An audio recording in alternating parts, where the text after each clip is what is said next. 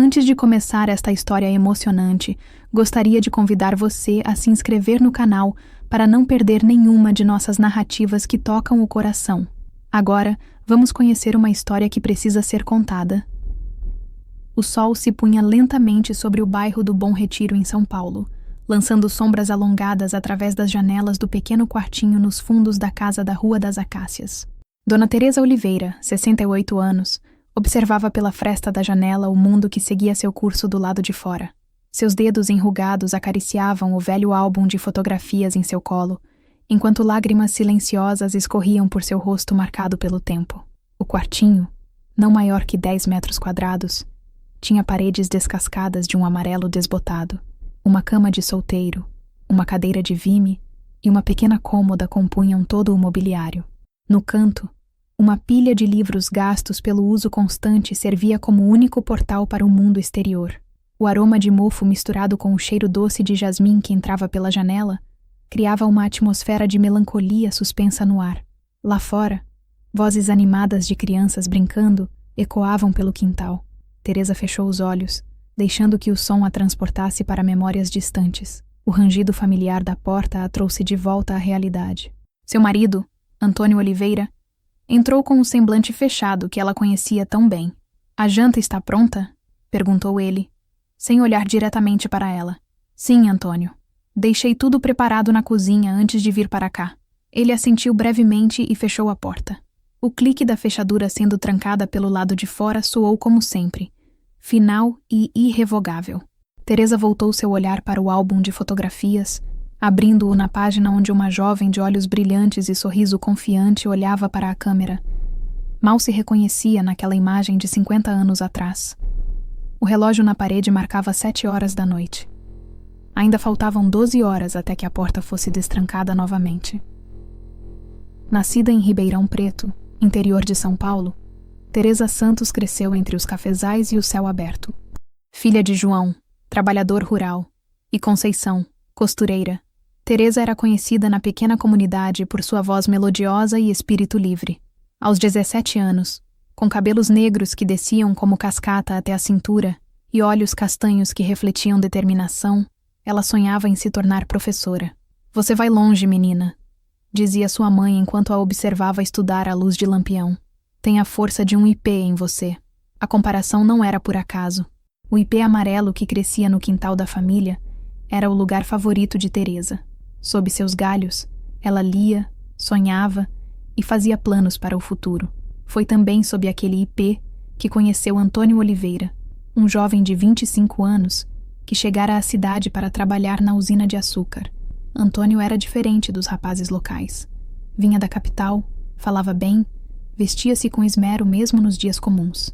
Quando olhou para Teresa pela primeira vez, durante a festa de São João na Praça Central, algo em seus olhos a fez sentir-se especial. "Nunca vi moça tão bonita nesta cidade", ele disse ao se aproximar, oferecendo-lhe um copo de quentão. O namoro foi rápido e intenso. Antônio era atencioso. Trazia-lhe livros da capital. Falava de lugares que ela só conhecia pelas páginas dos romances. Seus pais viam com bons olhos o relacionamento. Um homem trabalhador, de boa família, que poderia dar um futuro melhor para sua filha. "Vem comigo para São Paulo", propôs ele, 3 meses depois.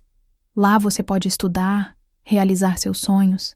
Vamos nos casar e construir uma vida juntos." A proposta era tentadora demais para recusar.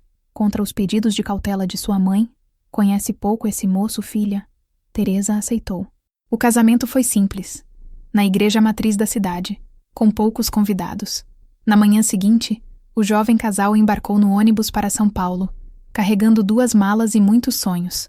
A capital os recebeu com sua habitual indiferença.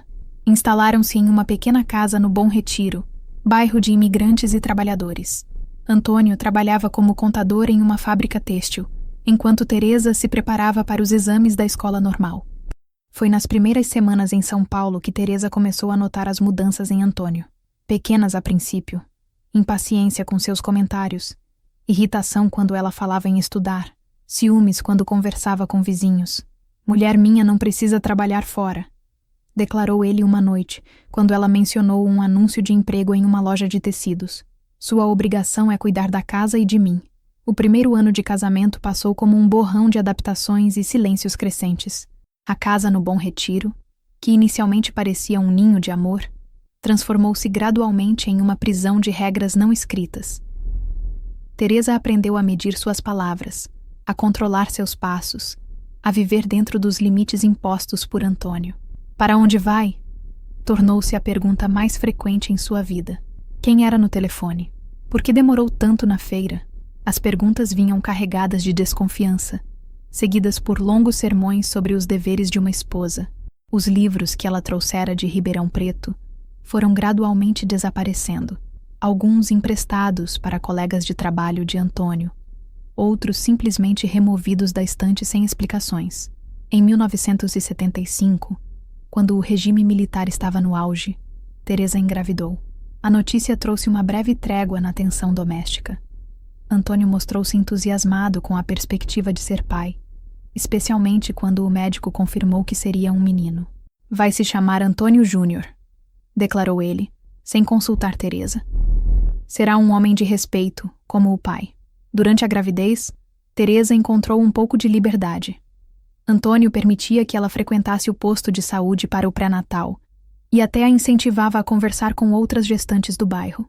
Foi através dessas amizades que ela conheceu Dona Cida, uma parteira aposentada que morava 2 ruas acima. Dona Cida, com seus 70 anos e olhos que pareciam enxergar além das aparências, tornou-se uma presença reconfortante na vida de Teresa.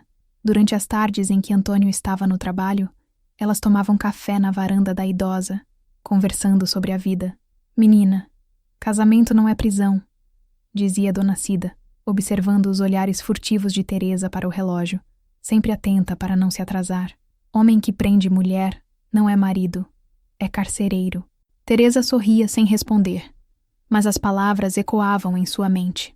Em casa, enquanto arrumava o quarto que seria do bebê, ela imaginava como seria criar seu filho em um ambiente de amor, não de medo. O nascimento de Júnior foi difícil. Após 18 horas de trabalho de parto, Teresa quase perdeu a vida devido a complicações. Quando finalmente segurou o filho nos braços, sentiu uma determinação renovada. Seu filho merecia uma mãe forte, não uma sombra submissa. Durante a recuperação do parto, com a ajuda de Dona Cida, que vinha diariamente para auxiliar nos cuidados com o bebê, Teresa começou a planejar pequenas mudanças. Inscreveu-se em um curso de datilografia por correspondência, escondendo as lições e exercícios entre as fraldas do bebê. Começou a guardar pequenas quantias do dinheiro das compras, criando uma reserva secreta. Antônio, inicialmente orgulhoso do filho, logo se irritou com os choros noturnos e as atenções que Teresa dedicava ao bebê. Esse menino está muito mimado, reclamava. E você está negligenciando suas obrigações comigo. Foi quando Júnior completou 6 meses que Antônio tomou uma decisão que mudaria para sempre a dinâmica familiar. No quintal dos fundos havia um pequeno cômodo que servia como depósito. Em um final de semana, enquanto Teresa visitava uma vizinha com o bebê, ele esvaziou o espaço. Colocou uma cama e uma cômoda velha. A partir de hoje você dorme aqui com o menino, anunciou quando ela retornou. Ele chora demais à noite, e não consigo descansar para trabalhar.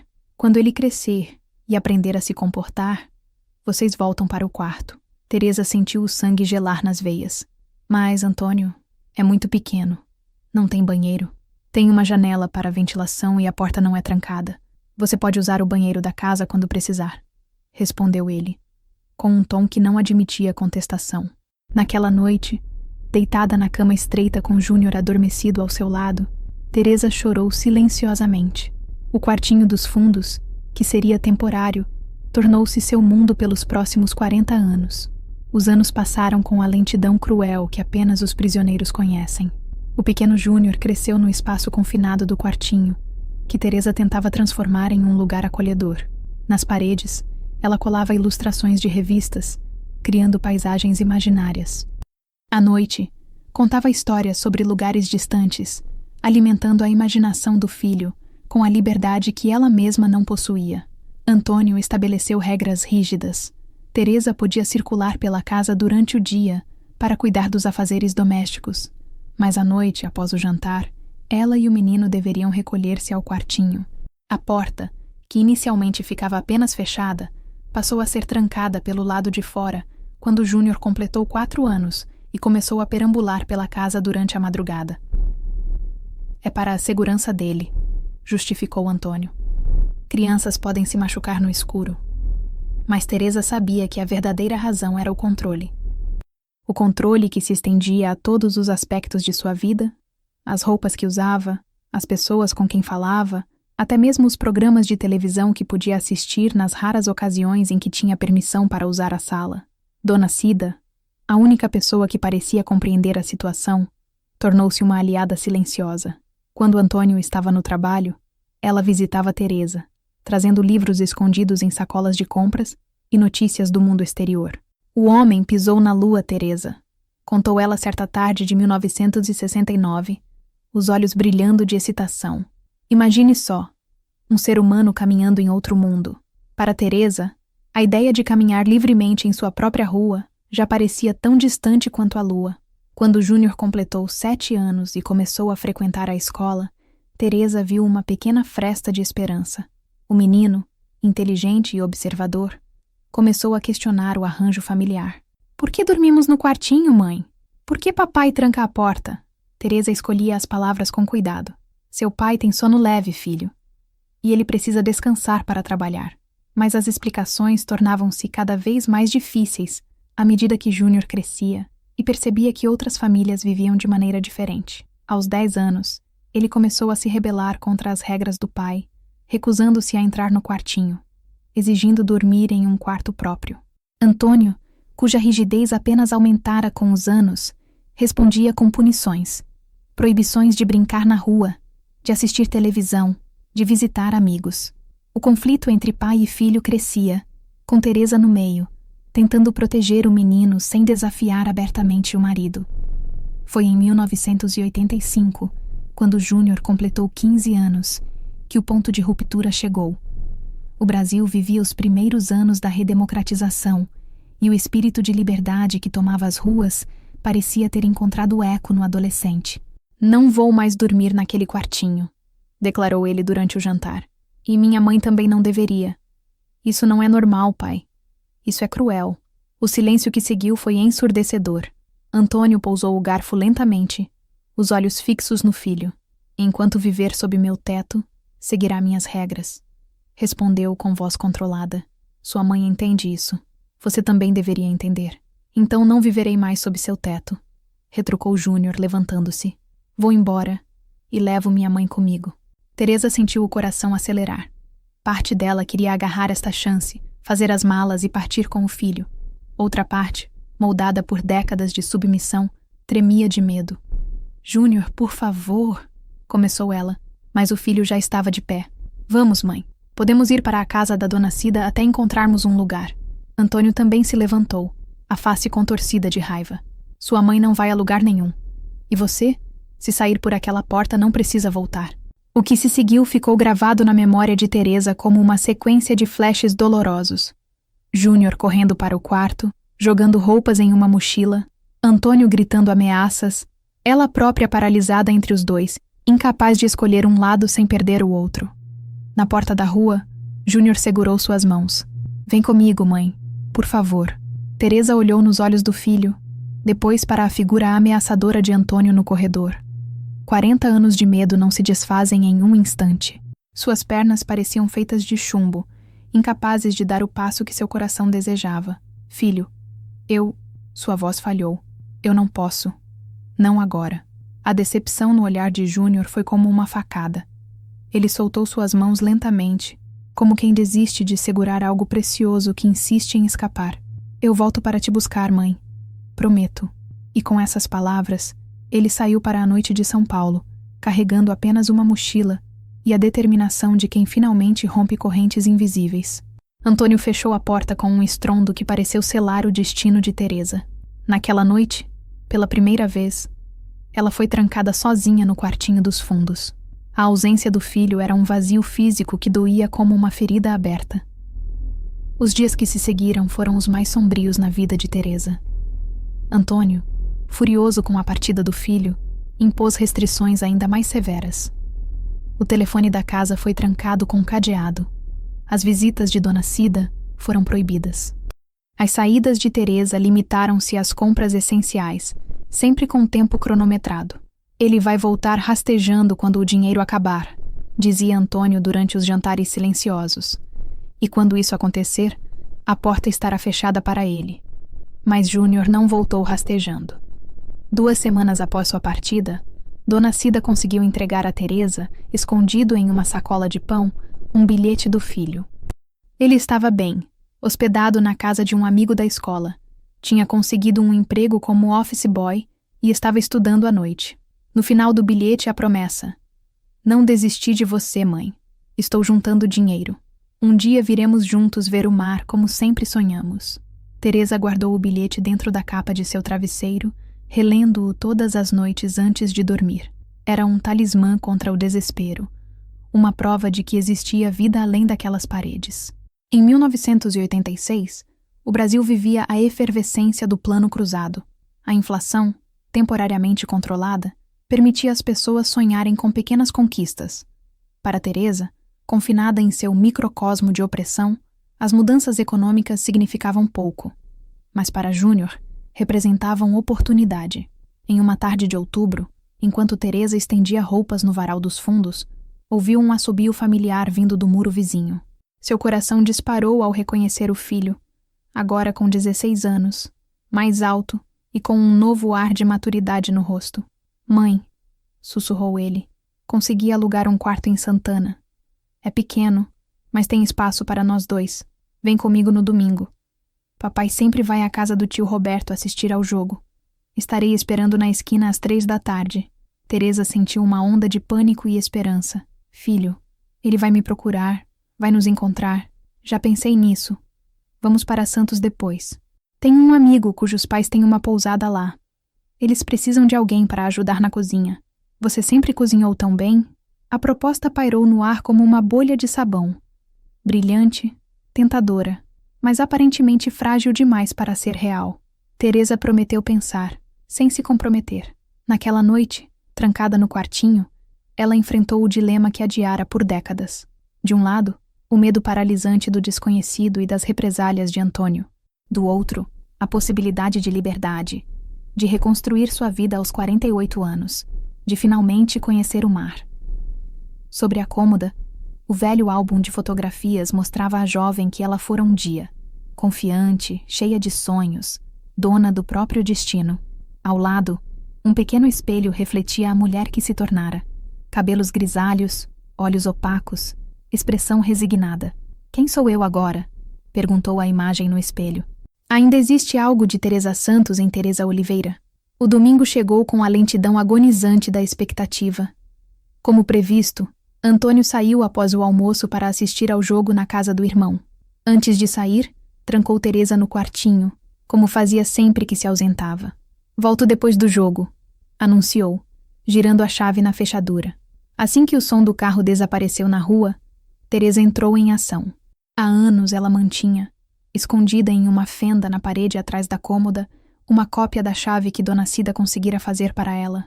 Nunca tivera coragem de usá-la, mas guardava-a como um símbolo de possibilidade. Com mãos trêmulas, abriu a porta.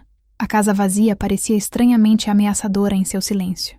Rapidamente, reuniu algumas roupas, seus documentos, que mantinha escondidos em uma lata de biscoitos, o álbum de fotografias e a pequena economia que acumulara ao longo dos anos. Às 3 da tarde, com o coração batendo como um tambor, Teresa abriu o portão da frente pela primeira vez em anos sem a supervisão do marido. A rua, tão familiar e ao mesmo tempo tão estranha, estendia-se à sua frente. Na esquina, a figura de Júnior esperando, olhando ansiosamente para o relógio. Quando seus olhares se encontraram, o tempo pareceu congelar. Teresa deu um passo, depois outro. Cada passo a afastava de 4 décadas de submissão e a aproximava de um futuro incerto, mas seu. A viagem de ônibus para Santos foi uma revelação para Teresa. Através da janela, o mundo se desdobrava em paisagens que ela conhecia apenas por fotografias em revistas velhas. A descida da Serra do Mar, com sua vegetação exuberante e névoa constante, parecia a entrada para um reino mágico. "Olha, mãe", apontou Júnior quando os primeiros vislumbres do oceano apareceram entre os prédios. "O mar", Teresa prendeu a respiração. O azul intenso que se estendia até o horizonte era mais vasto e mais belo do que qualquer imagem poderia capturar. Lágrimas silenciosas escorreram por seu rosto, não de tristeza, mas de assombro diante da imensidão que por tanto tempo existira apenas em seus sonhos.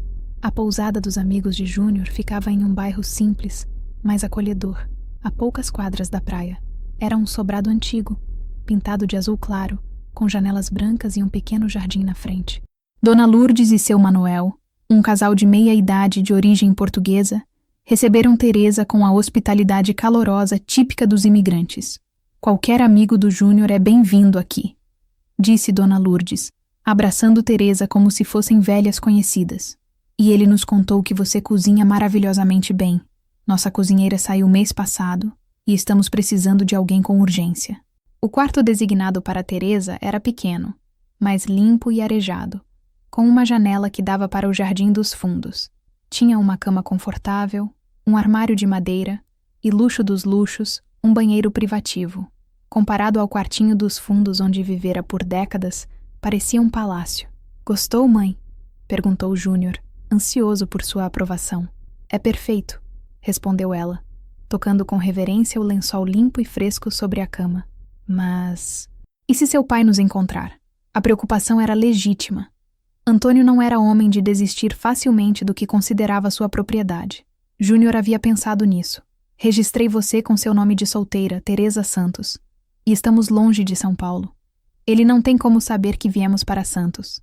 Nos primeiros dias, Teresa vivia em constante estado de alerta, sobressaltando-se com cada batida na porta, imaginando Antônio a cada rosto masculino que avistava na rua.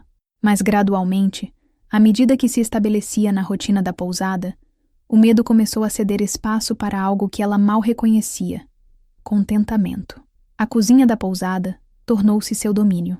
Ali, criando pratos que encantavam os hóspedes, Teresa redescobriu o prazer de ser apreciada por seu talento. Seu pão caseiro, feito com uma receita que aprendera com a avó, tornou-se lendário entre os frequentadores. Seu bobó de camarão atraía até mesmo moradores locais.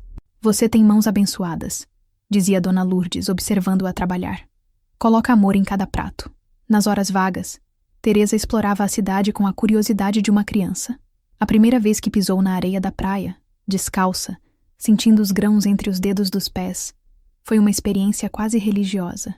Sentou-se na beira do mar e deixou que as ondas molhassem seus pés, rindo como uma menina. Júnior, que conseguira emprego como garçom em um restaurante próximo, observava essas transformações com alegria e um toque de espanto. A mulher temerosa e submissa que conhecera toda a sua vida florescia diante de seus olhos, revelando a pessoa que poderia ter sido se o destino tivesse sido mais gentil. Sabe, mãe, comentou ele uma noite, enquanto caminhavam pela orla após o trabalho, você parece mais jovem agora do que há um ano. Teresa sorriu. Sentia-se mais jovem. Cada dia longe do quartinho dos fundos era um dia reconquistado de sua vida, mas a sombra do passado ainda a visitava em pesadelos noturnos. Neles, encontrava-se novamente trancada, gritando por ajuda que nunca vinha. Acordava ofegante, precisando de alguns momentos para se orientar, para lembrar que estava segura, que a porta de seu quarto tinha fechadura pelo lado de dentro, controlada por ela. 6 meses após sua chegada a Santos, quando começava a lhe acreditar que talvez tivesse realmente escapado, o passado bateu à sua porta, literalmente. Era uma tarde de quarta-feira, horário de pouco movimento na pousada. Teresa estava na cozinha, preparando massa para o jantar, quando ouviu a voz de Dona Lourdes chamando-a com um tom incomum de urgência. Teresa, tem um homem perguntando por você na recepção. Diz que é seu marido. O mundo pareceu desacelerar. O som da massa sendo sovada, o cheiro do molho no fogão, a luz do sol entrando pela janela da cozinha, tudo adquiriu uma nitidez dolorosa, como se seus sentidos quisessem gravar cada detalhe deste último momento de paz. Ele está sozinho?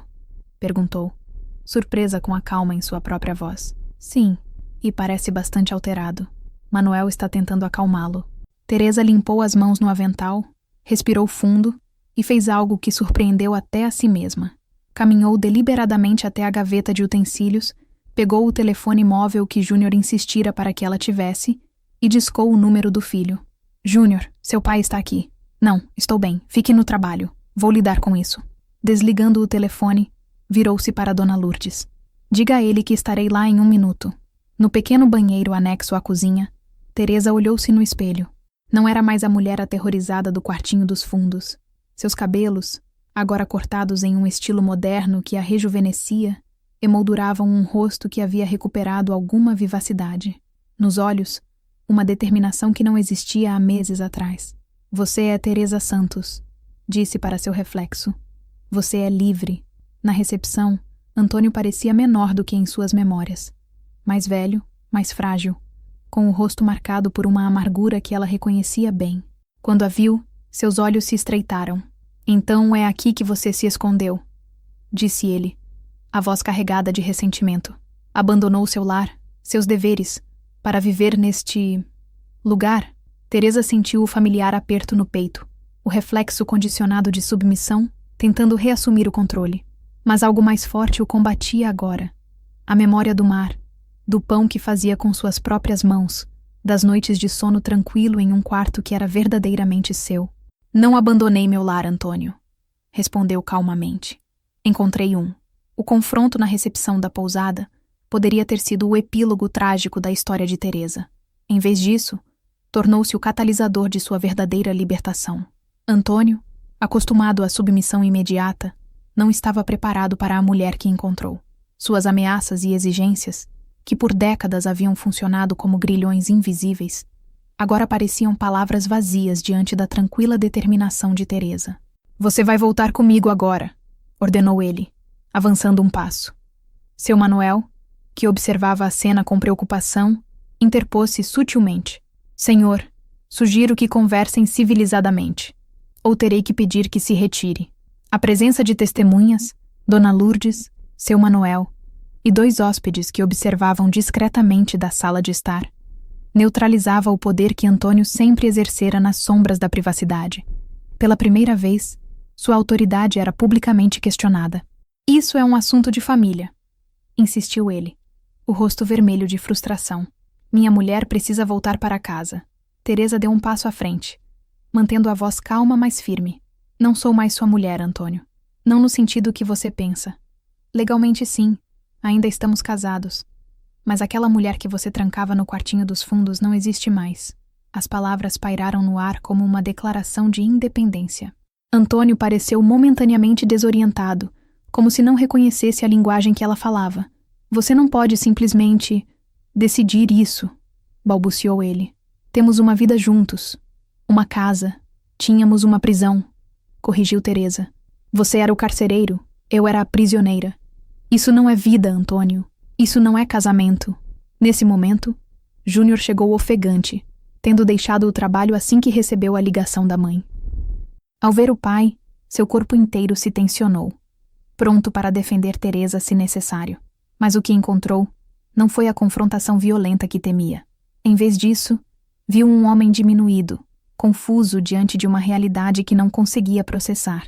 A realidade de que seu controle havia sido quebrado, de que as paredes que construíra ao redor de sua esposa haviam desmoronado. Pai, disse Júnior, a voz mais gentil do que planejara. Acabou. Mãe tem uma vida aqui agora. Uma vida boa. Antônio olhou para o filho, depois para Teresa, como se os visse pela primeira vez. Algo em seus olhos mudou. Não exatamente compreensão, talvez, mas o reconhecimento relutante de uma batalha perdida. Vou processar você, ameaçou, mas o tom já não carregava convicção. Por abandono de lar, vou tomar tudo. Teresa sorriu tristemente. Não tenho nada para você tomar, Antônio. E o que tenho agora, minha liberdade e minha dignidade, não são coisas que um tribunal pode me tirar. Ele saiu sem mais palavras, os ombros curvados, uma figura solitária contra o pôr do sol de Santos. Teresa o observou partir com uma mistura complexa de emoções. Alívio, tristeza pelo que poderia ter sido, e uma compaixão inesperada pelo homem que, em sua própria maneira distorcida, talvez nunca tenha entendido o mal que causou. Nos meses que se seguiram, Antônio fez algumas tentativas de reconquistar Teresa. Primeiro com ameaças legais que nunca se concretizaram, depois com promessas de mudança que soavam vazias após décadas de opressão. Finalmente, com um pedido de divórcio que Teresa aceitou com serenidade. O processo legal foi surpreendentemente simples. No acordo final, Teresa abriu mão de qualquer reivindicação sobre a casa em São Paulo em troca de sua liberdade oficial. Para ela, era um preço pequeno a pagar. No dia em que o divórcio foi finalizado, em 1987, Teresa Santos, agora oficialmente de volta ao seu nome de solteira, levou uma cadeira para a praia ao entardecer. Sentou-se na areia, os pés descalços tocando a água morna, e observou o sol mergulhar no horizonte, pintando o céu com tons de laranja e rosa. Começar de novo aos 50, murmurou para si mesma, sentindo o vento salino acariciar seu rosto. Não era um lamento, mas uma constatação cheia de possibilidades. A pousada tornou-se verdadeiramente seu lar. Com o tempo, Dona Lourdes e seu Manuel, que não tinham filhos, passaram a tratar Teresa como parte da família. Quando 5 anos depois, decidiram se aposentar e voltar para Portugal, ofereceram a ela a oportunidade de administrar o negócio. Você transformou este lugar, disse Dona Lourdes. Os hóspedes vêm pela sua comida, pela sua hospitalidade. Ninguém cuidaria daqui como você. Com a ajuda de Júnior e um pequeno empréstimo bancário, o primeiro em seu nome, Teresa assumiu a pousada. Rebatizou-a como Pousada Novo Amanhecer, um nome que refletia sua própria jornada. Sob sua gestão, o pequeno estabelecimento floresceu. Adicionou toques pessoais que refletiam sua personalidade recém-descoberta. Vasos de flores frescas em todos os quartos, uma pequena biblioteca na sala comum, café da manhã com pães e bolos feitos diariamente por suas próprias mãos. Júnior, que havia completado o ensino médio em cursos noturnos, ingressou na faculdade de administração. Nos fins de semana e férias, ajudava na pousada, orgulhoso de ver a transformação da mãe de vítima em empreendedora. Sabe o que mais me impressiona em você, mãe? Comentou ele durante uma tarde tranquila, enquanto ambos trabalhavam nas contas do mês. Não é só que você sobreviveu a tudo aquilo, é que você não deixou que te amargasse. Era verdade. O milagre não era apenas que Teresa havia escapado do quartinho dos fundos, mas que havia trazido consigo a capacidade de amar, de confiar, de encontrar alegria nas pequenas coisas. O perfume de um pão recém-assado, o som das ondas quebrando na praia, a conversa animada dos hóspedes durante o café da manhã. Em 1995, quando a pousada já era um sucesso estabelecido, Teresa decidiu realizar outro sonho adiado: aprender a ler e escrever adequadamente. Matriculou-se em um programa de educação para adultos na escola local. Aos 57 anos, sentava-se entre alunos de diversas idades, absorvendo conhecimento com a avidez de quem teve essa oportunidade negada por muito tempo.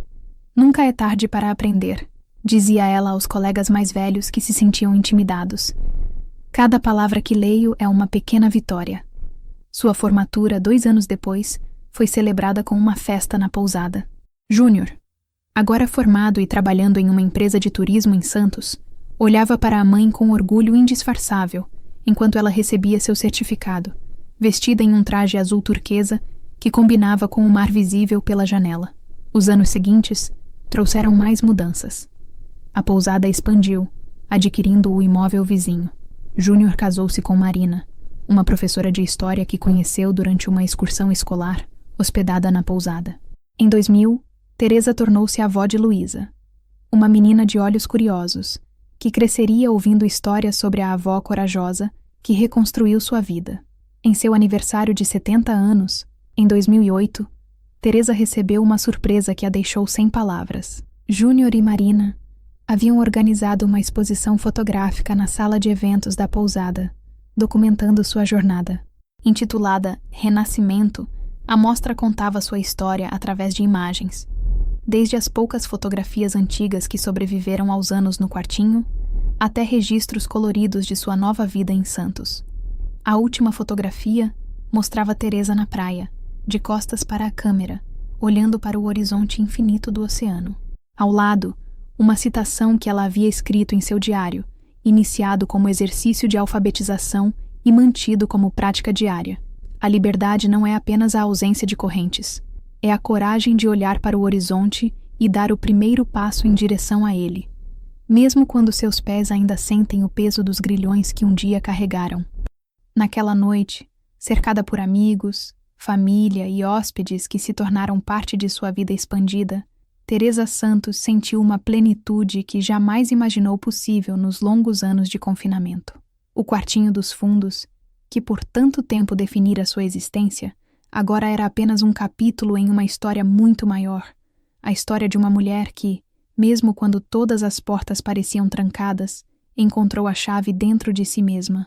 Agora que chegamos ao final desta jornada emocionante, gostaria de convidar você a se inscrever no canal, deixar seu like e compartilhar seus pensamentos nos comentários.